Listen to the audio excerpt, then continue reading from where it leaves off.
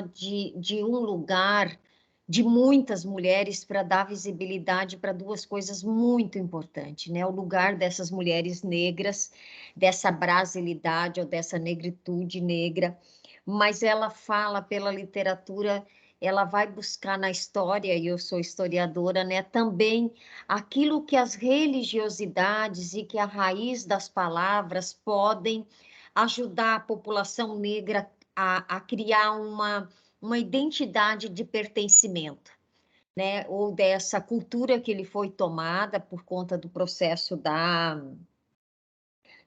todo o processo de escravização das pessoas negras, mas sobretudo da violência sofrida, do impedimento de cultuar seus deuses. E ela, vez por outra, nos contos, ela vai trazendo isso, né? E ela faz um convite para a gente. Ela diz: não leiam porque eu sou uma mulher negra. Leiam os meus contos, leiam as coisas que eu escrevo para entender, né? Então, ela não quer ser rotulada só como uma pesquisadora negra, mas ela quer que as pessoas entendam como ela retrata o cotidiano. E ela faz o retrato desse cotidiano como uma denúncia, né? Como uma denúncia, mas com suavidade, com leveza, que esse conto eu acho que é uma assim, das coisas mais bonitas que ela escreve, né? Ela consegue, pela narrativa, fazer a denúncia política sem ir ao extremismo político, né? Ela denuncia uma realidade de ontem, né? E dos retirantes, de uma infância não vivida, de uma brincadeira não brincada, acho que essa palavra não existe, mas, né? Mas ela traz para o afeto, né? Como é que ela pode combinar isso com a realidade. Então, acho que quando a menina responde ao final, né? Ô mãe, qual é a cor tão úmida dos teus olhos, né? É como se um encontro ali entre gerações pudesse acontecer para até um processo de reconciliação entre os tempos, né? E na questão da denúncia do povo negro, é sempre muito dura, é sempre muito... O movimento negro, ele é sempre muito voraz, e ele precisa ser para ser ouvido. Mas a Conceição faz isso de uma leveza que eu acho que nos convida a continuar conhecendo essa realidade que às vezes está tão pertinho da gente e a gente não conhece. Então, as minhas contribuições para a gente falar um pouco, eu acho, desse conto, é a gente pensar um pouco nessas mulheres da vida, né, que nos levaram para a universidade, ou que nos levaram para a militância, ou que nos levam para um ativismo, né? E como a gente pode, a partir dessa fala doce, mansa, também fazer transformações, né? Porque são jeitos de lutar. E o jeito de lutar da Conceição é pela amorosidade, né? Pela doçura. Então, acho que um pouco isso para a gente começar a conversar. Não sei, professora Berenice, se, né? Porque não fui ao texto em si, mas acho que ao contexto do texto, para que a gente fale sobre o texto daí. Fiquem à vontade, gente. Quem quiser participar, tem o chat, mas abram a câmera. Pamela, por favor. Boa noite. Boa noite. Eu não sei se eu consigo aparecer ou me ouvirem bem. Sim, estamos te vendo. Oi, gente. Boa noite. Olha só. Eu sou professora aqui em Balneário. Eu vou falar com vocês um pouco mais no sábado, né, sobre Dom Casmurro.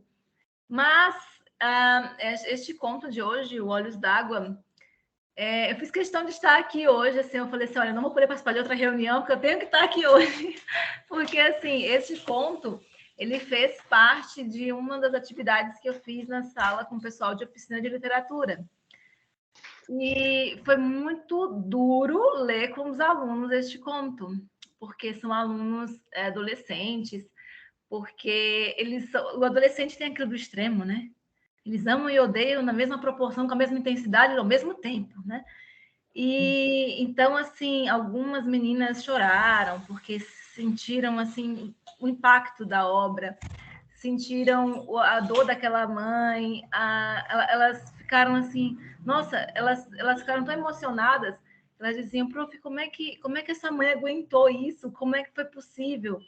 E aí eu ia lendo e ia fazendo com que eles observassem o cenário, as metáforas, as figuras que ali estavam, né? E depois eu pedi que, então, cada um fosse fazendo uma representação. E aí eu queria mostrar para vocês, vocês conseguem ver direito, mas essa aqui foi uma das representações, ó, que uma aluna minha fez, né? Ficou bem bonito, acho que não sei se vocês vão conseguir ver com qualidade. É que ela fez uma representação que aparece aqui, essa mãe, ela disse, ela disse, aqui está essa mãe, ela falou assim, prof, essa aqui era no momento que ela via que as crianças estavam sem comer, e ela, para distrair a fome daquelas crianças, ela servia de boneca para elas, ela servia de brinquedo, ela servia de amor para elas, né?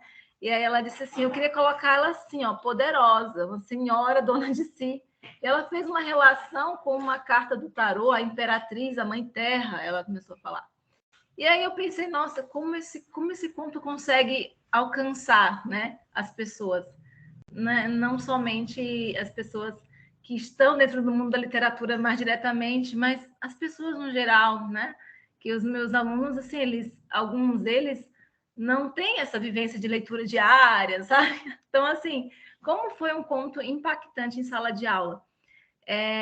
Aí alguns outros ficaram curiosos para conhecer os outros contos do livro, e aí eu já falei, olha, gente, calma, vamos conhecer um pouco primeiro esse, porque os outros, essa mediação fica um pouco mais difícil, eles são mais, assim, né? Tem umas partes muito mais pesadas, a gente sabe, né? Mas eu fiquei muito emocionada em alguns momentos durante a leitura com eles, porque algumas imagens, algumas cenas são tão fortes e tão delicadas de serem passadas, né? Ela não cai naquilo da gente ter raiva ou piedade. Não é por ali que a coisa anda. A gente se sente tão humano e tão aproximado, né, da situação. Para mim, um cenário muito bonito que trouxe naquele conto é naquele momento que ela vai pegando nas nuvens assim e vai colocando na boca das crianças. E aí eu comecei a fazer isso enquanto eu lia, eu falava com eles, eu comecei a fazer isso. Aí uma aluna disse assim, prof, parece uma mãe pássaro, né? Que vai colocando na boca do ninho. Eu falei, faz sentido, né? A proteção, o cuidado e tudo. Então, foi um conto para mim, assim, emocionante por vários aspectos, assim, desde o aspecto mais didático da coisa toda até o mais pessoal, né? Mas acho que era isso, falei, acho que eu disse o que eu queria dizer.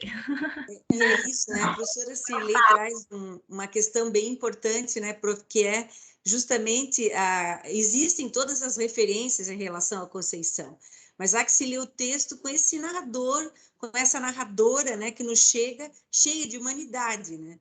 Acho que isso é bem como foi colocado no início, né? Não há necessidade nesse momento, nesse texto, de um extremo, né? Para se comunicar, né? Essa comunicação, as questões que ela traz, elas vêm na entrelinha do texto, né? Isso é uma coisa muito significante nessa leitura, né? E como você colocou, Pamela, eu acho que é importante nós sinalizarmos, né, a força da literatura, no sentido de não apenas contar uma história.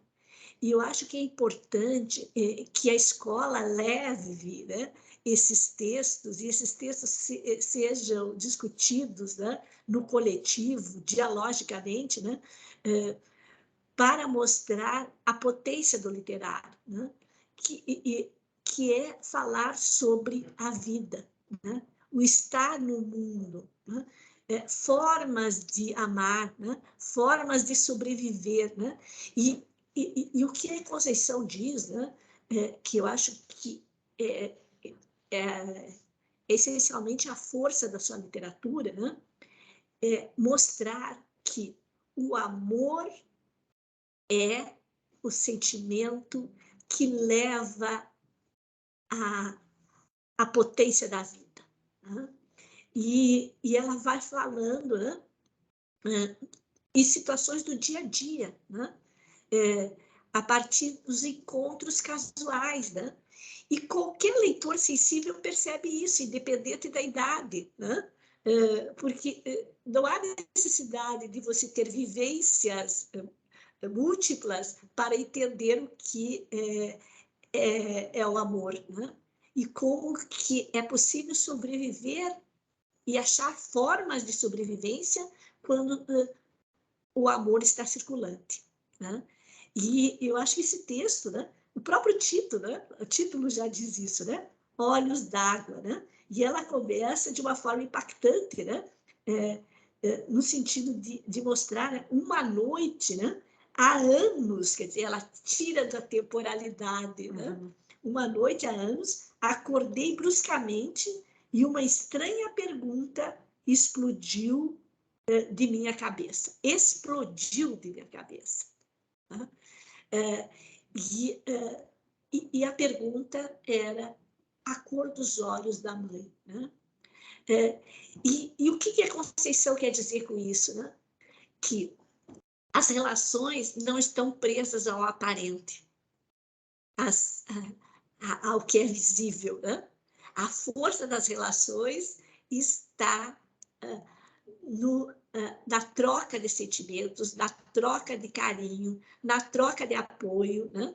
No diálogo, né, com o outro e no sentido de alimentar o outro. Né? E ela diz várias situações, né, que o alimento físico nos mantém a vida fisicamente, né? Mas se não tiver o alimento dos sonhos, não adianta o alimento físico, né? Que nos mantém. Mas de que forma que nos mantém? Né? De que maneira que nos mantém? Né? Eu acho que esse que é o grande questionamento que o texto propõe.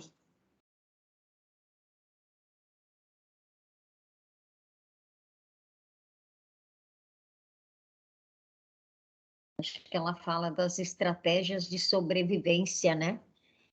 Quando a gente pega comunidades dirigidas por mulheres, né? Muitas das comunidades quilombolas, sobretudo, são dirigidas por mulheres, né? São elas que tomam a frente. Então, essas várias estratégias para vencer a fome, para vencer o frio, para vencer a tempestade, né? Estratégias que essas mulheres assumem sem pestanejar para defender os seus, né? Então, são mulheres fortes e que nas políticas públicas foram relegadas muito tempo, né? Até, né, todos nós devemos lembrar, acho que uma decisão de 20 anos atrás, menos talvez, de que, por exemplo, as políticas assistenciais, as políticas públicas deveriam estar em nome das mulheres, né? O cartão em nome das mulheres, porque as mulheres, antes de qualquer situação, elas vão comprar comida para os filhos, né? Então, são decisões de reconhecer que a provedora é a mulher. Em mais de 70% das famílias pobres, a provedora é a mulher. Ela é a articuladora das estratégias de sobrevivência, ela fica com os seus, né? Então, aí tem um lugar muito importante de liderança dessas mulheres invisíveis, que quando aparecem para nós, aparecem na estatística da violência, né? Mas tem toda uma história dessas mulheres que seguram as comunidades unidas, que seguram as famílias, né, com todos os tipos de família que a gente imagina, nada de família ideal aí de comercial margarina, mas são elas, né? E o momento em que o Estado reconheceu elas como a provedora, como a responsável por a família, isso deu um processo de empoderamento, né? Porque é ela que vai ao banco e pega o recurso, é ela que vai saber se é um tênis para o mais velho que já não cabe mais no pé, se é um caderno, se é a compra do supermercado, o que é que ela tem que fazer primeiro, né? Então, acho que também esse conto mostra um pouco quem é que está nesse ambiente duro, familiar, e quem é que mantém no cotidiano a sobrevivência, né? E compreender também que essas muitas vezes, né, Pamela, esse texto chega na sala de aula como alguma coisa que não atinge, às vezes, aquela população que está lendo o texto. Então, como quando a professora Cirlei fala nessa invisibilidade, parece que é alguma coisa de ficcional, né, que só está no âmbito da ficção. E aí a Conceição, quando ela vem conversar conosco, e a partir dessa narrativa, ela consegue misturar essa realidade e dizer que, mesmo que ela esteja tratando de literatura, essa literatura tem lugar, tem tempo, tem espaço e personagens que são realmente possíveis na vida real. Porque, às vezes, as pessoas pensam que a literatura vive de uma imaginação. Ora, a imaginação vem da imagem. Que imagem é essa, né? Então, é muito importante, quando a prof. Thaisa fala, nós temos que discutir textos como esse pela sua humanidade, né? E para que as pessoas compreendam que o mundo que muitos vivem não é esse mundo de bolha, né? Esse mundo perfeito, ideal, né? Existe esse mundo que não é outro, que é o mesmo. Que às vezes a gente fala, é um outro mundo, não é outro, é o mesmo mundo. Estamos no mesmo lugar, né? E às vezes esse ou aquele não somos todos nós, né? E enquanto a gente não compreender que somos nós, a gente vai entender que existe um mundo e um outro mundo, né? Quando nós estamos falando de um só lugar, né?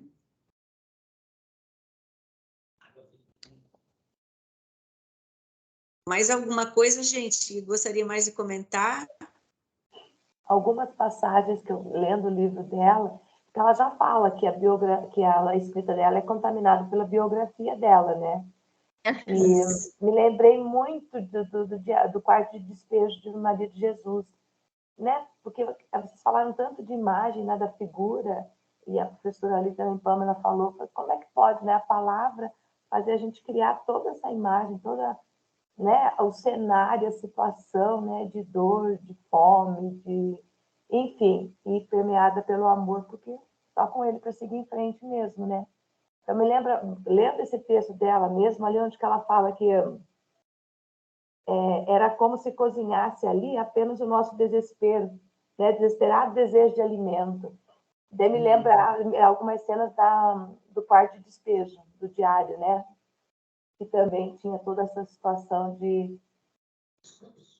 né, do lugar onde elas viviam, como eram as pessoas, como era a vizinhança, as brigas, a polícia, a fome, o catar papel, enfim, né, para sobrevivência. Ela faz uma denúncia forte, né, prof, sobre a questão da fome, né?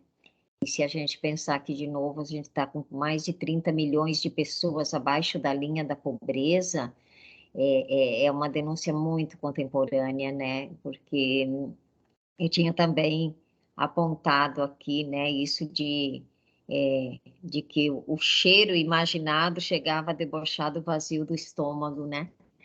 E com essas discussões todas aí contemporâneas do gás, é uma imagem que possivelmente muitas de nós vimos, daquela mãe, né, tentando cozinhar com lenha e com álcool, que depois se feriu, né, dizer, de algum jeito ela tinha que fazer aquela panela, né, quase vazia, pelo menos esquentar aquele alimento, né, então, uma denúncia da fome que às vezes aparece nas estatísticas internacionais, mas que está muito próximo, né? Que está muito posto aqui, né? Muito pertinho da gente, né? Deixa eu perguntar, assim, para o grupo aqui, tem algum trecho específico do texto que mexeu com vocês? Porque o texto todo mexe conosco, né? Mas algum trecho, alguma parte, assim, que tenha... já anunciando também as nossas palavras, depois no finalzinho do encontro, né? Mas alguma coisa que tenha chamado mais atenção. Eu acho que a prof. Thaisa, quando lê a primeira parte do texto, que um bom conto, né? Ele inicia com a força desse conto, né? Ela abre e já diz assim, ó, fique alerta, porque a coisa vai começar. Senta que lá vem a história, né? E essa é a força do gênero, né? Uhum. Então, das primeiras linhas, você já fica envolvida, né? Com o porvir, né? Então, quem tem domínio do gênero, né? Já pega o leitor, né? Das primeiras linhas, né? E a forma com que ela estrutura esse primeiro parágrafo, né? Já é uma forma de agarrar o leitor, né? Uhum. E mostrar para o leitor, né? O porquê, né, daquela discussão.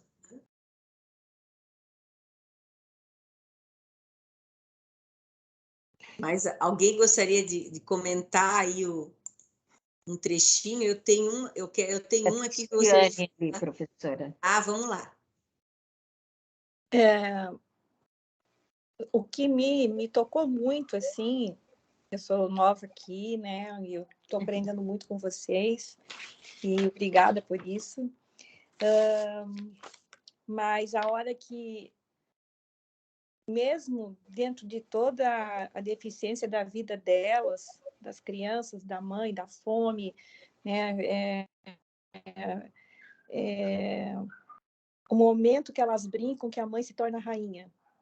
Uhum. Eu achei ali muito tocante, porque mesmo com tanta dificuldade, né, eles encontraram uma forma de serem grandiosas, assim, todas as, né, tanto a mãe como as filhas, elas acharam um nicho ali, um momento em que mesmo com tudo que elas não tinham, mas elas conseguiram tudo ali, elas eram a rainha realmente, né? E ali as crianças brincando, e isso me tocou demais. Em meio a tanta tristeza, em meio a tanta dificuldade, mas mesmo assim se sentindo rainhas e princesas, eu achei assim uma riqueza assim no conto, sabe? Isso me mexeu bastante, me deixou bem tocada. Aliás, o texto todo, mas isso ali me fez pensar assim. Não sei se eu teria uma força tão grande, né? Eu sei que ela é uma mãe arruma força para tudo, em relação aos filhos, mas ela, né, entrando nessa brincadeira, ela se tornou realmente uma rainha de verdade. Né? Deixa eu te perguntar, Cristiane, de onde é que tu és? De que cidade? Eu sou de Joinville. Já de Joinville mesmo, tá. Sou Eu amiga achei da que Renata. da última vez esqueci de te perguntar. Eu que trouxe. Mas é isso, né?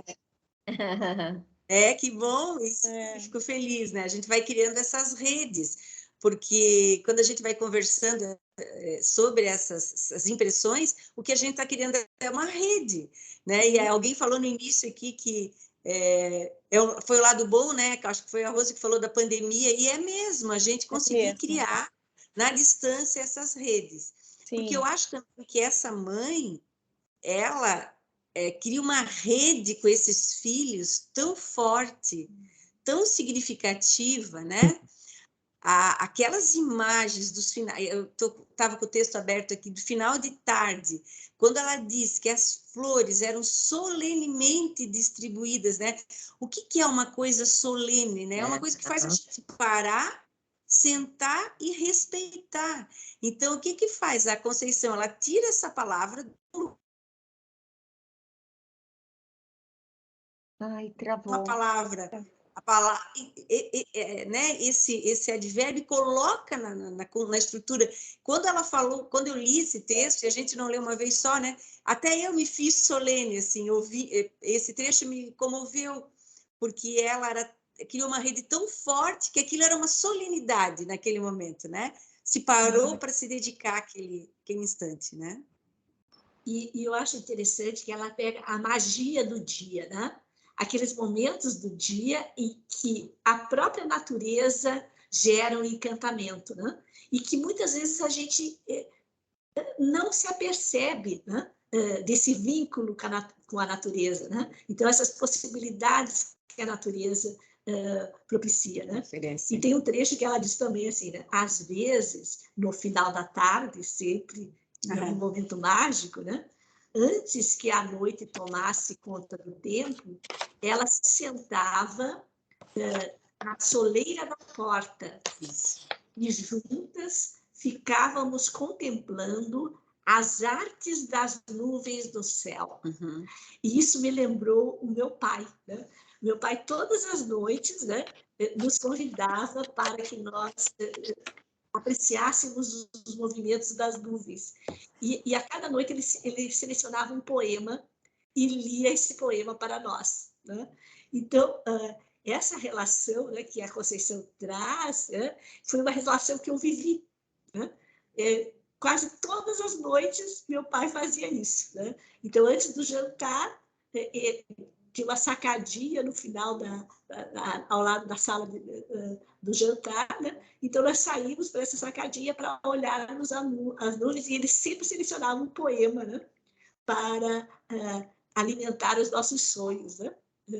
Antes de dormirmos, né? Então isso faz com que a gente acredite, né?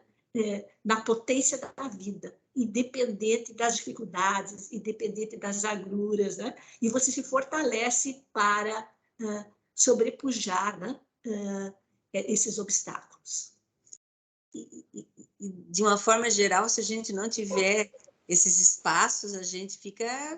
Eu acho que esse tempo que a gente viveu, e a gente ainda... Agora a gente já está assim num processo meio de passagem, né? Parece que a gente começa a respirar um pouco mais. Se não fosse, assim, algumas redes que a gente estabeleceu nesses últimos 2 anos, principalmente, acho que teria sido bem mais difícil do que foi e do que ainda está sendo, né? A literatura nos salvou, né? Literalmente, a literatura nos salvou. E quando a professora Cirlei falou no início da fala dela com relação às famílias que estão em barracos e tal, né? Na frente tem prédios. E aí eu lembrei, agora eu já achei, que ela diz assim: lembro-me ainda do temor da minha mãe nos dias de fortes chuvas. Chovia, chorava, chorava, chovia. Uhum. Né? Então são coisas que realmente vão ficando na gente, né? São da infância de muitos de nós, inclusive, né? Uhum. Infância de muitos de nós. No Paraná, né, professora Rose? No Paraná, a chuva era...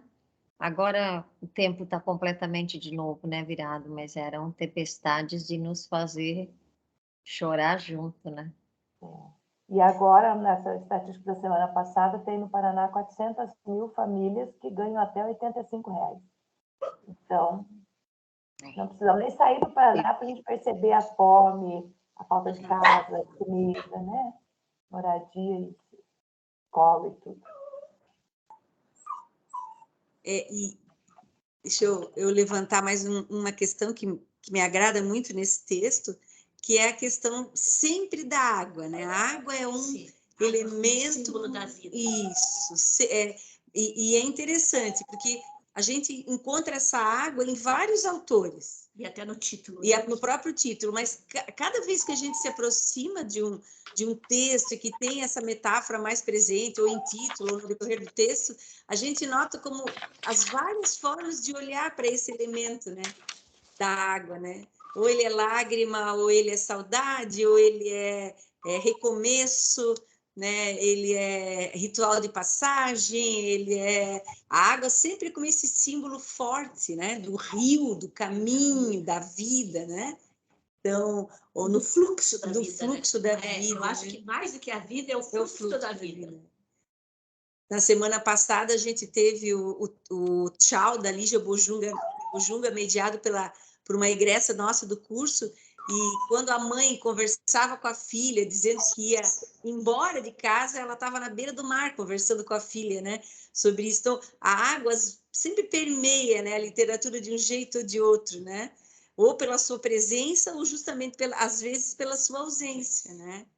Então, são esses movimentos bacanas que a gente encontra, assim, nessas... E é por isso que, esses dias eu li um trecho da Marta Medeiros, uma escritora que está fazendo muito sucesso na contemporaneidade, ela falando, né, sobre o que as pessoas acham difícil ler e que não se aventuram no exercício da leitura porque é muito difícil, né? E cada vez que eu me encontro aqui com as pessoas que vêm mediar, né, escutando a professora Cirlei agora, a gente vê que ler não é difícil, né? Eu acho que talvez seja difícil entender tudo que a gente entende a partir da leitura e fica mais difícil viver, né? Porque eu acho que as experiências que a Pamela trouxe, né? As experiências com os leitores que ela trouxe mostra muito, né? Que ler não é difícil, né? O importante é propiciar os encontros com a leitura. Né? E aqui no Clube do Conto a gente vai percebendo, né, que a gente vai sempre tendo uma ou outra pessoa mais no grupo, e essa pessoa vem sempre como se ela se sentisse iniciando, né? Quando aqui ninguém inicia nada, aqui está todo mundo junto no mesmo barco, né? Sou nova aqui, né, Cristiane? Mas a gente aprende junto, né? Ninguém ensina ninguém, a gente aprende tudo junto aqui todas e todos juntos aqui nesses encontros, né, quinzenais aí. Esse mês foi mais... Acho que a gente pensa que a leitura é às vezes, uma ação técnica, né, Berenice? Isso. E eu lembro quando, pelas tuas mãos, porque eu não tive esse prazer que a professora Thaisa teve de ter contos, né? O meu primeiro, sempre conta essa história, meu primeiro livro chegou pela mão da professora Leda Tesari, que foi nossa professora aqui, que foi minha professora no 6º ano. Sim. O ensino fundamental. E ela trabalhou à época o Curumim e Bisabia Bisabel. Uhum. E eu sempre conto essa história porque é um marco na minha vida, dos primeiros 2 livros que eu li na vida, né? Bem referenciados, ela foi nossa professora. E depois, acho que antes ainda de começar todo esse trabalho de extensão com as comunidades quilombolas, uma vez a Berenice, eu não me lembro, mas em ocasião, a menina do laço de fita, né? Menina bonita do laço de fita. Menina bonita do laço de fita. E cada vez que a gente conta essa história lá para as meninas quilombolas, primeiro que elas riem muito, né? As mais pequenas até entender, né? Menina bonita do laço de fita, né? O que te faz sofretinha e tal. E quando eu estava lendo esse texto, eu pensei na força daquele texto para as meninas que vão descobrindo seus cachos e seus cabelos né, e num processo de empoderamento e de pertencimento passam a se acharem bonitas. E tem um cachorrinho, né? Aí, tem. Tá morrendo de ciúme aqui porque eu tô aqui prestando atenção. Não, é porque eu imaginei que tinha um nos pés de alguém agora. E eu fiquei pensando, e daí, professora Pamela, eu acho que um dia eu vou te convidar para você vir trabalhar isso, porque eu já fiquei pensando ler essa história com e para as mulheres, né, Veri? Isso. Mas o quanto aí é, né, aquilo que quanto a gente não tem de preparação, inclusive da psicologia, para que todas essas lembranças, tudo isso emane, né? Se emana na gente, imagina o que emana num grupo de mulheres, né? Que de fato isso aqui representa muito. E aí eu vi você ali com a imagem da mulher poderosa, né? Que a aluna fez, né? Mas o quanto pode ser uma força, assim, né? Para a gente trabalhar pertencimentos, identidades, descobertas, né? De que essa dor toda ela pode se converter num empoderamento mesmo, numa força, né? Só que aí a gente tem que estar preparada, né, para mediar isso que pode explodir, né? Não é nem eclodir, é explodir quando a gente mexe com lembranças tão sensíveis, né? Do ontem e do hoje, porque não passou, ainda, né? Tá posto aí na realidade delas, né? Mas quem sabe um dia a gente consegue, né, fazer isso. Acho que seria muito legal, muito legal. A experiência de leitura, claro que quando a gente está trabalhando, formando professores, professoras, bacharéis, né, para atuação na área de letras, a gente trabalha, obviamente que teoriza, porque é o nosso papel também, né, na formação, mas a leitura e a literatura, elas trazem para nós eu acho que a possibilidade também de conhecer realidades a partir da ficção, né? E compreender o que significa, na acepção mais pura da palavra, que é ser um escritor, uma escritora, serem pessoas do mundo, né? Seres contemporâneos, né?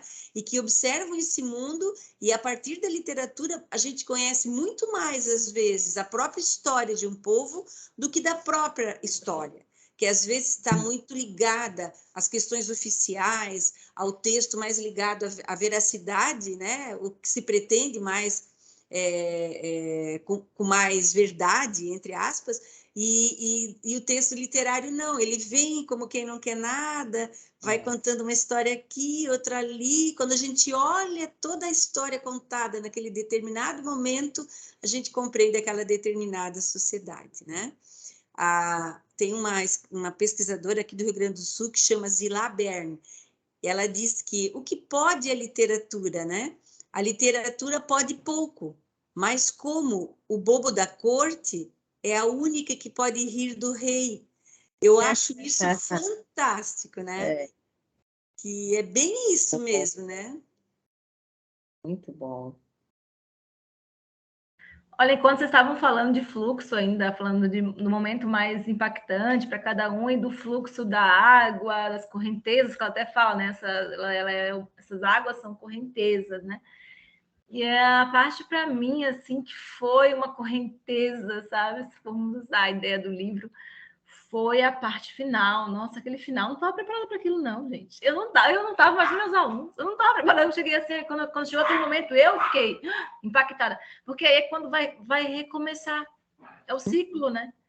Porque aí agora é a filha dela, agora ela não está mais no lugar da filha, agora o lugar dela é o da mãe, que agora ela sabe a cor dos olhos, agora ela sabe o que é ter aqueles olhos d'água. E aí agora a filha dela começa a entrar no ciclo de o que são esses olhos da minha mãe, o que são esses olhos. E aí começa a mudar a perspectiva. Eu achei assim fenomenal aquele final, porque ele não é um final, ele é o que a vida é. Como a vida, né? Então não foi assim. Alguns alunos até falaram assim: eu pensei que fosse terminar com alguém morrendo. Eu pensei que você sabe. Ou então, sim, nossa, não sei se eu entendi bem, porque, né, depende, né? E aí a gente foi construindo assim, mas para mim ficou aquilo de o ciclo, né? O ciclo da vida, a parte, e essa água movimentando tudo, né? Pensei no moinho das águas, né? Água vai, água vai. E aí até lembrei que um outro aluno ele fez uma representação que é parecido com a capa do livro, né? Que são os olhos, que eu não estou com ele aqui, porque eu guardei aqui em casa para mostrar, mas o restante está lá na escola. E são os olhos, e dos olhos vem assim como as águas, elas vêm assim, elas vêm em correntezas, é um desenho que gera movimento, assim, né? Porque eles gostaram muito daquela ideia, e aquele grupo, né? Gostou muito da ideia dos olhos, porque era tudo que tinha muito na história, né? Toda a vida perguntando. E aí, é engraçado, porque um deles falou assim, prof, porque hoje em dia, quem que olha nos olhos dos outros? A gente não olha, a gente passa nem vê direito as pessoas, a gente não olha nos olhos. E aí eu fiquei, nossa, isso dos olhos realmente impactou também pela presença do que é o outro, né? Se enxergar no outro.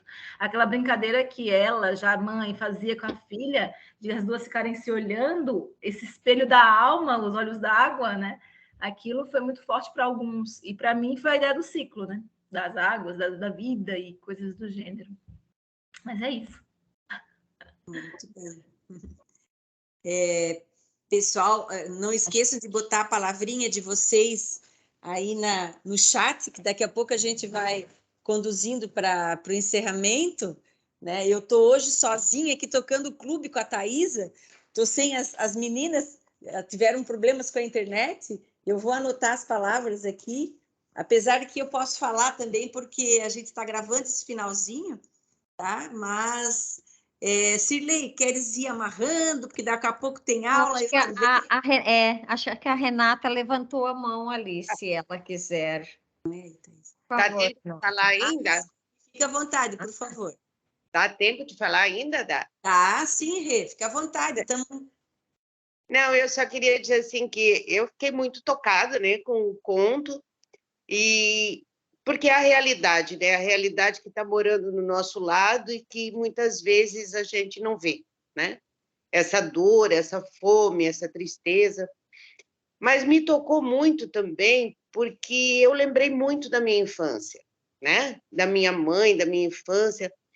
Então, a gente teve um momento, quando eu era criança, um momento muito difícil, né? E eu me lembro da minha mãe, assim, ela criava receitas com as coisas que a gente tinha no quintal, tipo, e hoje tem um bolo de chuchu, porque é uma receita maravilhosa.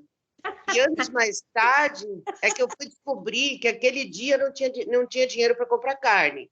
Mas ela criava sabe, aquela cena de que, nossa, era uma coisa muito rica, né?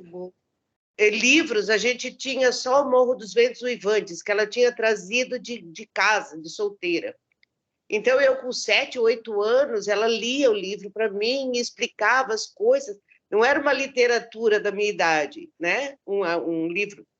Mas, então, ela criava aquele momento mágico, porque aquilo era importante, ler era importante. E eu vi nessa mãe muito da minha mãe também, né? Claro que numa proporção muito diferente, né? É muito gritante a diferença. Mas essa força de tentar transformar o mundo dos filhos numa coisa mais bonita, né? Então, assim, o conto me tocou muito, e a gente para e fica pensando, tá, o que nós podemos fazer? Como é que nós podemos mudar isso, né? E isso fica batendo na gente, né, todos os dias, né? Então, era só isso que eu queria pontuar aqui. Mas a gente se emociona mesmo, né? É para isso que nós estamos aqui, para nos emocionar também, né? Ainda nos impactar, né? Em falar como tanta gente já disse essa frase, mas dita às vezes, a Mercedes Sosa também já usou, né? Se a realidade dura não nos impactar, né? Nos for indiferente, aí não precisa mais nada. Aí a gente já não precisa mais ser professora, nem leitora, nem nada, né? Nada, então, acho que esse conto, ele é para não nos deixar indiferente. Isso. Seja ao amor, na proporção que a professora Thaisa falou, seja essa realidade que a Renata falou agora, né? Que não sejamos indiferentes, que a gente possa usar esse poder que a gente tem para tanta coisa. Muito, muito obrigada, professora Berenice, professora Thaisa, pelo convite. Agradecemos. Nós é que agradecemos. Eu vou só pedir para o pessoal colocar a palavrinha ali, né? E dizer que a gente está sempre aqui para trocar ideias, para conversar, enfim, né? Para poder manter essa rede que nos alimenta, que nos dá alegria, né? Porque a professora Thaisa e eu vivemos a literatura não só na nossa vida, né? Mas também profissionalmente, como a Pamela, né? Também, né? E a professora Cirlei também, quando faz as intervenções dela nos espaços, né? E ela trabalha também, obviamente, com a palavra, né? E tudo isso é linguagem, isso é muito significativo para nós, né? Desejo uma bela noite para todos e para todas, e logo, logo todos saberão, né, do mês de junho do Clube do Conto, que daqui a 2 semanas a gente se encontra, já com outra temática, né? Mas esse ano, no mês de maio, nós trouxemos vozes mais transgressoras, né, para essa figura feminina da mãe, né? Então, a mãe que abandona o filho no conto passado e que acolhe o filho nesse momento, né? Larissa, por favor. Oi, professora. Eu queria pedir um favor, mas no final, se puder ficar você e a Berenice, eu queria conversar com vocês. A professora... Perdão, você e a Thaisa. Eu e a Thaisa, sim, ficamos sim. Isso. Obrigada. Ficamos sim. Tá? Sim, eu e a professora Thaisa, porque não damos a aula agora na sequência, tá? Cirlei, muito obrigada, tá? Estamos aqui à tua disposição para tudo que tu precisares, tá? E um abraço a todos e para todas. Um beijo para todos. Obrigada, gente. Tchau, obrigada. Até breve. Tchau, tchau.